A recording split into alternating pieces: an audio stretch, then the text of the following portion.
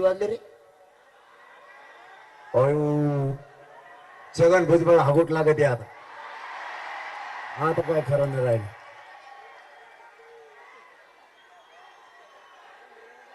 आता कार्यक्रमच झाला त्याचा ते झोपत नाही आता आषाढाच्या आधीच संडास लागत त्याला आता.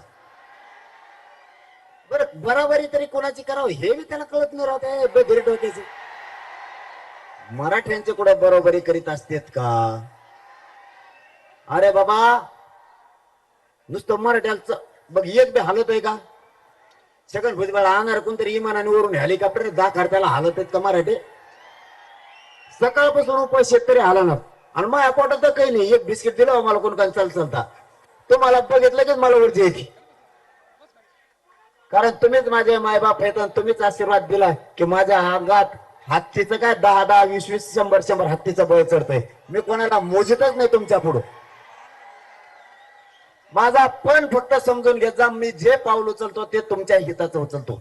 मी आडमुठा नाहीये.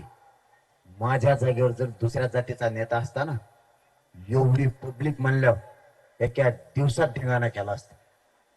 समजून घ्या मी काय सांगतो. आधी नुसतं गोंधळात राहू नका. मला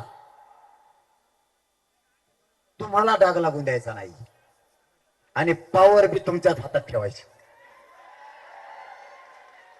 मला सगळं विचारपूर्वक वागायला लागतं.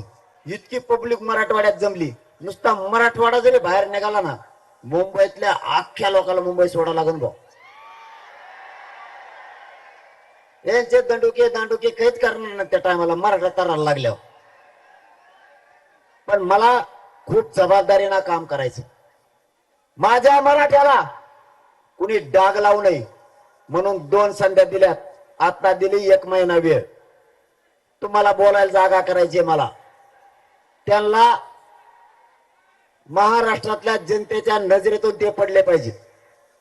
मला तुम्हाला बोलायला संधी आरडूच नका. आता तुम्ही खाली बसात म्हणू नका. तुम्ही गपचूप ऐका. काही होत नाही. महत्वाच्या विषयाला हात घातलाय. तुमच्या आरड्यामुळे गोरगरीब समाज बघा कडेला उभा राहायला जागा नाही तर उभा राहिलाय. उगा गप बसा नाही ते खाली बसा म्हणणाऱ्याला त्यालाच बाहेर काढा.